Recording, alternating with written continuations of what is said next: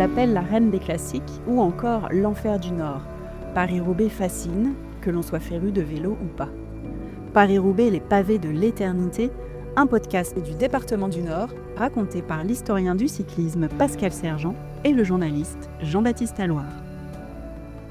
Pascal, bonjour. Bonjour. Aujourd'hui, nous allons nous intéresser à ces duels qui ont jalonné l'existence de Paris-Roubaix.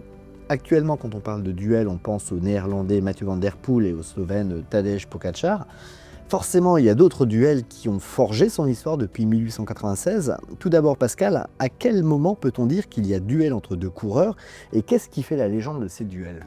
On peut parler de duel quand ces histoires se répètent sur plusieurs années. On peut penser le premier duel qui me vient à l'esprit, c'est Octave Lapisse, François Faber dans les années 1910, où ce sont deux champions d'exception qui gagnent le Tour de France, mais aussi Paris-Roubaix. Et donc, il y a un véritable duel sur 4-5 ans, entre 1909 et 1914. C'est l'un des premiers duels qui a été ensuite reproduit. Je peux penser à Fausto Coppi, bien évidemment, et Van Steenbergen dans les années 50, où on a un champion d'exception, toute catégorie Fausto Coppi, et un champion des classiques, toute catégorie, qui s'appelle Rik Van Steenbergen.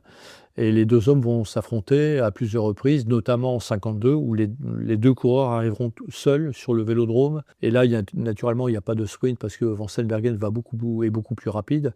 Mais ça illustre parfaitement ces duels des années 50. Mais quand on parle de duel, on imagine aussi une opposition de style entre les cyclistes. Oui, mais là, c'est quelque part une opposition de champions toutes catégories qui s'illustrent sur le Tour, sur les championnats du monde, sur les classiques et sur Paris-Roubaix, tel qu'ont pu le faire Coppi ou Merckx. Et face à eux, il y a véritablement des coureurs de classiques spécialisés sur les épreuves flandriennes, les pavés, à l'image de Van Steenbergen, à l'image de Roger de Vlaminck, et plus près de nous, Mathieu van der Poel, qui doit affronter Tadej Pogačar, qui lui est le champion hors catégorie, vainqueur du Tour, champion du monde. Bon, il y a un palmarès à rallonge. Et donc, il y a ces duels de champions hors normes, hors catégorie, avec des spécialistes, vraiment des pavés. Et ça fait aussi le piment, justement, de Paris-Roubaix. Alors justement, pour vous, quels sont les duels que vous répertoriez sur l'enfer du Nord ? Parce qu'il n'y en a pas tant que ça, finalement. Non, c'est ça, c'est Octave Lapisse Faber, c'est Coppi Van Steenbergen, c'est Merckx de Vlaminck, et puis aujourd'hui c'est Mathieu van der Poel Pogačar. Et de temps en temps, il y en a un qui passe entre deux, comme Louison Bobet, comme Rik Van Looy, même si Van Looy n'est pas passé que entre deux, puisqu'il a aussi 3 victoires, ou alors Wout van Aert, ou quelques coureurs qui arrivent à malgré ces duels de titans, à s'immiscer et inscrire leur nom au palmarès. C'était une époque de visages fermés, de routes ouvertes au vent, de cliquetis métalliques et de belles mécaniques, où chaque bruit accompagnait l'effort et la fierté. Leur duel dépassait la course. Merckx voulait tout conquérir. De Vlaminck régnait sur Roubaix comme sur un royaume. De cette rivalité est née la légende, et l'enfer du Nord est resté le théâtre réservé aux seigneurs. Alors Merckx de Vlaminck, c'est un duel qui a marqué les esprits à l'époque. 7 succès ici à Roubaix, au total pour les deux coureurs, entre 68 et 77. Avantage à Roger de Vlaminck. Autant dire qu'ils ont laissé des miettes à leurs adversaires sur cette décennie. Qu'est-ce qui faisait la saveur de leur retrouvailles sur les pavés du Nord ? C'était le rendez-vous annuel pour eux. Il y a une véritable histoire entre les deux coureurs, les deux hommes, parce que Eddy Merckx avait, dès 1968, analysé toutes les qualités de Roger de Vlaminck, et il l'avait incité d'ailleurs à venir dans son équipe. Et Roger lui a répondu tout de suite: « Je suis là non pas pour être ton équipier, mais pour te battre. » Et Roger de Vlaminck venait de passer professionnel. Et il gagne d'ailleurs sa première épreuve, qui était le circuit de Volk à l'époque, qui était le championnat du monde de printemps en Belgique, qui est le Nieuwsblad aujourd'hui. Et d'entrée, il marque son territoire. Elle fait déjà un très bon premier Paris-Roubaix en 69. Et c'est vrai que pour les autres coureurs du cru, par exemple Roger Rosiers en 1971, ou Walter Godefroth en 1969, c'est très difficile de faire sa place. On trouve quasiment un duel par époque. Vous, quel est le duel que vous préférez, qui vous passionne le plus ? Je vais me répéter, mais je pense que pour moi, la période des années 75 était florissante, tant au niveau du déroulement des courses que des champions qui étaient là. À l'époque, on pouvait, en regardant la liste des engagés, il y avait 20 vainqueurs potentiels et 2 surnagés. Merckx de Vlaminck. Mais au-delà de ça, il y avait des coureurs qui étaient là pour les podiums. Il y avait véritablement une bagarre sur toute la route.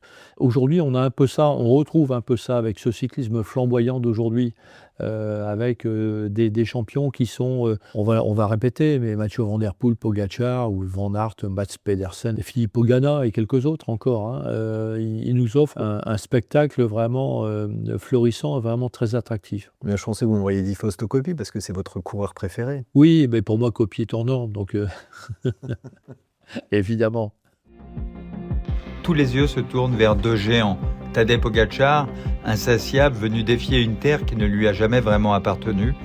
Mathieu Van Der Poel, héritier des pavés, façonné par eux, prêt à défendre son royaume. Leur duel annoncé réveille la mémoire. On pense à Merckx et à De Vlaminck, à ces printemps où deux monstres se partageaient le destin du Nord. Même tension, même style. Une rivalité qui dépasse la course pour entrer dans le récit. Mais Paris-Roubaix ne se résume jamais à deux noms. Sur ces routes, la force mentale compte autant que les jambes. Et il y a Wout van Aert, l'éternel prétendant, toujours là, toujours placé, à la recherche du jour parfait qui transformerait l'attente en victoire.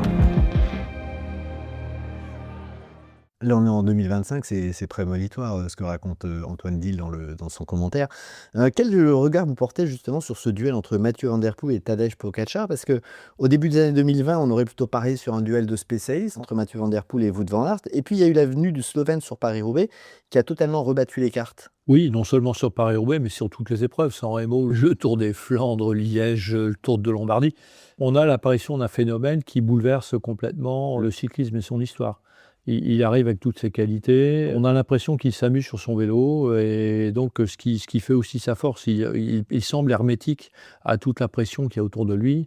Et on a un champion qui bouleverse tout, puisque effectivement, il y a 5-6 ans, on pouvait s'attendre à un duel unique Van Der Poel-Van Aert. Et finalement, il y a un intrus qui arrive dans la course et qui finalement domine aussi ses rivaux.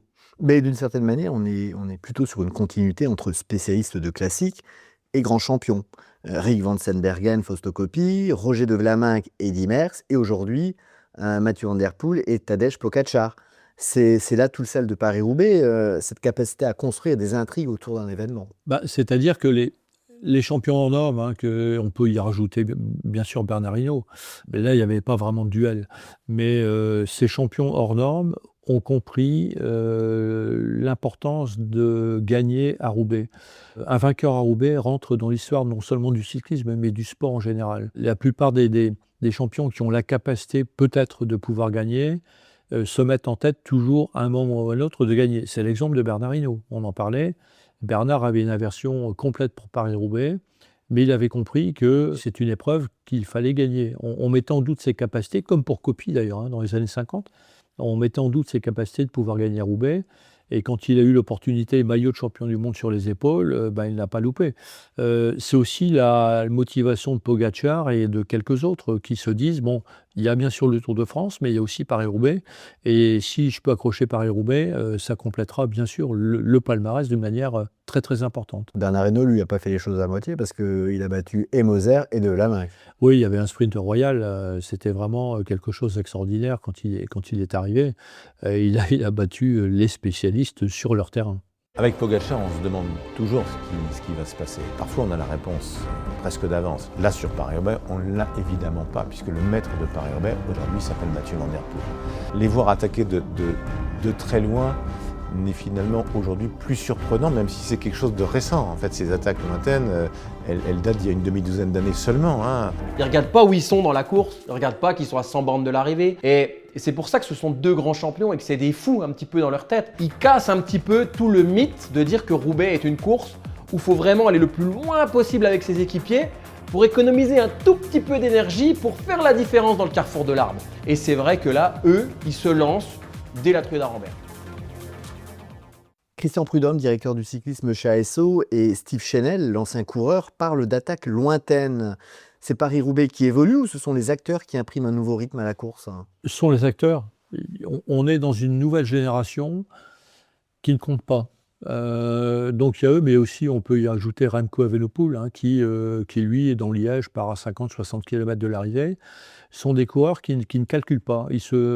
Ils se font plaisir sur le vélo, et puis s'il y a une opportunité, ils n'hésitent pas à partir.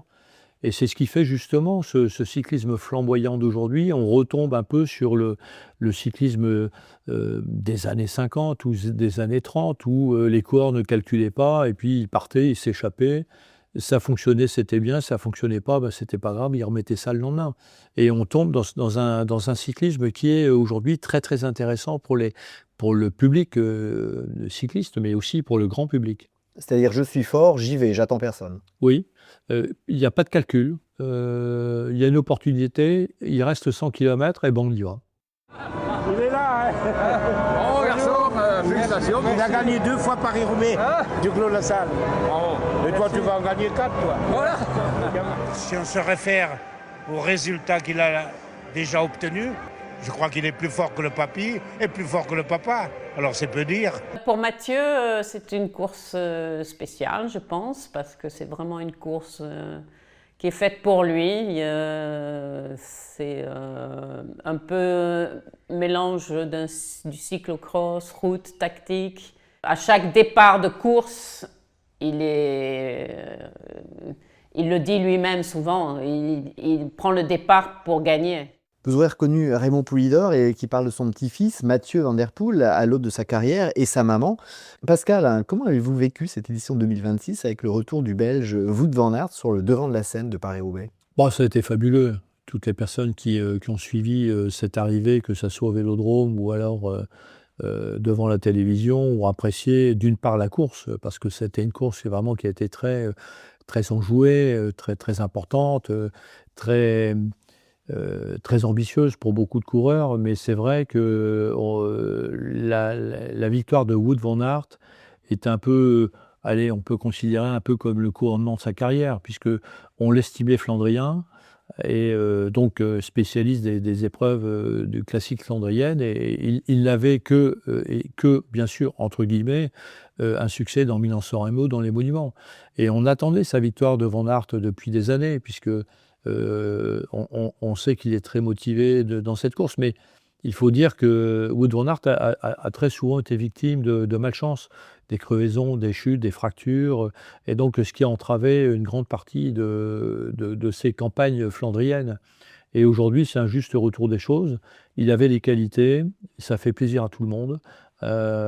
C'est un beau champion, et il mérite d'être au palmarès de Paris-Roubaix, comme Paris-Roubaix a le mérite d'avoir Wout van Aert sur ses tablettes. Est-ce qu'on n'avait pas un peu trop vite oublié ? Est-ce qu'on n'était pas un peu trop focalisé sur Mathieu Van Der Poel et Tadej Pogačar ? C'est-à-dire, c'est un peu à l'image de Gilbert du Clos-la-Salle, où il arrive à un peu plus de 20 ans, 22 ans, 23 ans, et puis il doit attendre 38 ans pour gagner. Et chaque année, on le mettait parmi les favoris, puis ensuite parmi les outsiders, en espérant peut-être une petite place. Et il a 31 ans, Wout van Aert, hein, donc il est un peu dans ce schéma-là. Il est là depuis très longtemps, mais il n'a jamais réussi à trouver l'ouverture. Et c'est vrai que lorsqu'on a au départ un duel d'enfer entre Mathieu Van Der Poel, triple vainqueur, et Pogačar qui termine deuxième pour sa première année et deuxième pour sa deuxième année de participation, c'est très très difficile de faire sa place. Et là, Wout van Aert a réussi le coup parfait en résistant à Pogačar sur les pavés, et puis sa pointe de vitesse a fait le reste. Est-ce que ça peut remettre en cause un 4e succès de Mathieu Van Der Poel sur Paris-Roubaix ? Non, je ne pense pas, parce qu'en réalité, quand on regarde bien les chiffres, je pense que peut-être le plus fort de dimanche, c'était Mathieu Van Der Poel, puisqu'il pointe après son incident, incompréhensible d'ailleurs, hein, dans la trouée d'Arambert, il peut crever, mais étonnante, c'est qu'il n'a pas les mêmes fixations de pédale que ses équipiers, donc ce qui l'empêche finalement de changer de vélo. Si Philipsen lui prête un vélo, ou si un équipier lui prête un vélo, et puis il repart rapidement. Et en fait, il est finalement dans la bonne échappée. On ne teste jamais du matériel sur Paris-Roubaix en compétition. Et donc, je pense, quand on voit les chiffres, il était à 2,30 à la sortie quasiment de la trouée d'Arambert, et il finit à 12 ou 13 secondes. Et il a roulé tout seul derrière, hein, puisqu'ils étaient tous dans la roue. Donc, il reprend plus de 2 minutes 20 quasiment. Quand on voit les chiffres, je pense que c'était le plus fort. Mais il a eu cette malchance, mais ça fait partie de Paris-Roubaix. Paris-Roubaix, les pavés de l'éternité. Retrouvez les autres épisodes de ce podcast sur info.lenord.fr ainsi que sur toutes les plateformes et poursuivez votre immersion en images avec le documentaire d'Antoine Diehl, Paris-Roubaix Duels en enfer, à voir et à revoir sur France.tv.